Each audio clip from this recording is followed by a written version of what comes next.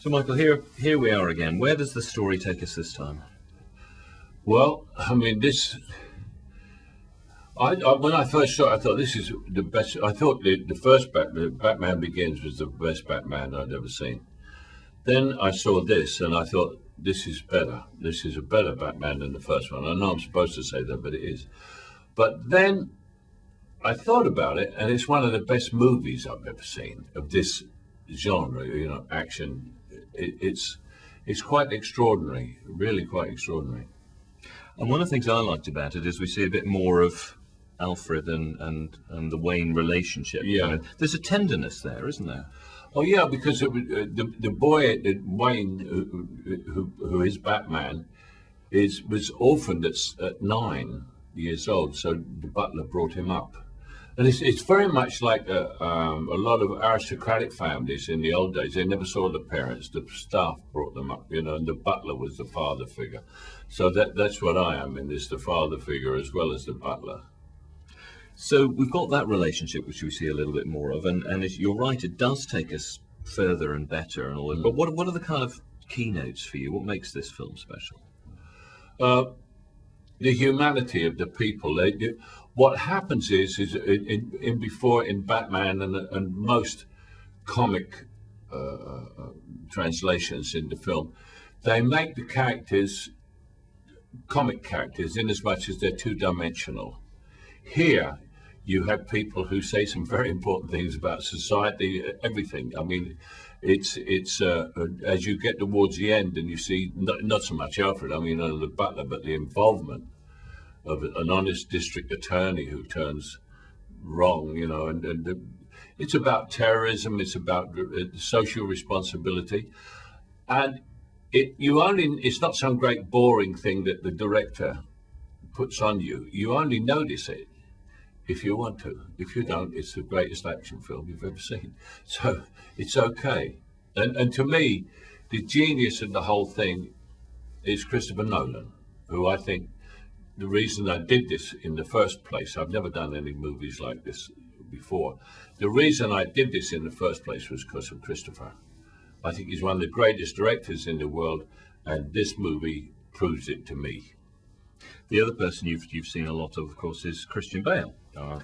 Christian is the best actor ever to play Batman by a long chalk. But as you were saying, I think probably you need, because of the nature of this, a decent actor full stop. Not just the best actor playing Batman, but a solid actor who can show. No, he's got to be a very good actor. Also, it's a difficult part because sometimes you're only acting with your lips. You just all you can see is this going, But when he hasn't got that mask on, he's brilliant. And although you say it's not comic book characters, one of the nice things for us as an audience is there are comic moments, and that's mostly with you, isn't it? There's a lot of comic moments for me, but the surprise is with Heath Ledger, who plays this homicidal, psychopathic murderer, and he gets a lot of humour out of his part. One of the funniest things he did for me was he plays this nutcase with this funny makeup, this weird makeup, and then he sees Maggie Gyllenhaal, and it's like this beautiful woman, and he has this very long hair, and he goes, beautiful woman, and he brushes his hair back as a masculine gesture, but it's very feminine. It's quite weird, and it gets a laugh. It's very funny because it's so unexpected, and he gets quite a few laughs. Considering he's playing, to my mind, one of the greatest villains in movie history. I'm talking about not Batman, movie history. He's straight up there with Tony Hopkins and Hannibal Lecter, or with Jack, with the original Joker, Nicholson. And of course, you can see that now on the big screen. But I wonder, of course, you wouldn't have had that many scenes with them. But on set, did you look and think, how's he playing this? Yeah, I never have a scene directly with him, but what he does do in the movie, Batman and I are giving a party, and he gate crashes it. So I was in the scene, but not, I had different dialogue with other people, but not with him. He never ever spoke to me in the scene. But I was on the set with him for 3 days, and I got to know him. But what surprised me was I was on the set with him talking to him before he did the first take that I ever saw, and I didn't know what was coming. And so what happens is he gets in the elevator, goes down, then the elevator comes up, and he bursts into our party, which is the first time I ever saw the Joker as such. And I thought it was stunning right from then. I mean, I praise him to high heaven all over the place. I think he's going to get an Oscar nomination, probably get the Oscar. But this is not based on him dying or anything like that. I was saying this, and so were the unit from the first day.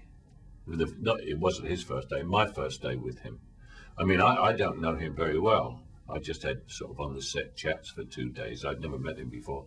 But he was a lovely guy and very, very quiet.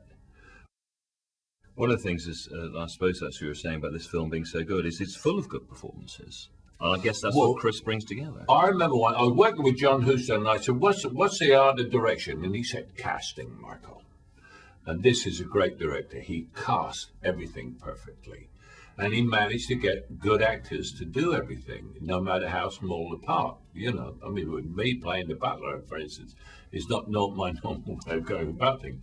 But you just want to work with this guy, and you want to do it. You know, it's amazing. Well, we're very glad you did. Thank you very much. I'm very glad I did. Congratulations. Thank you.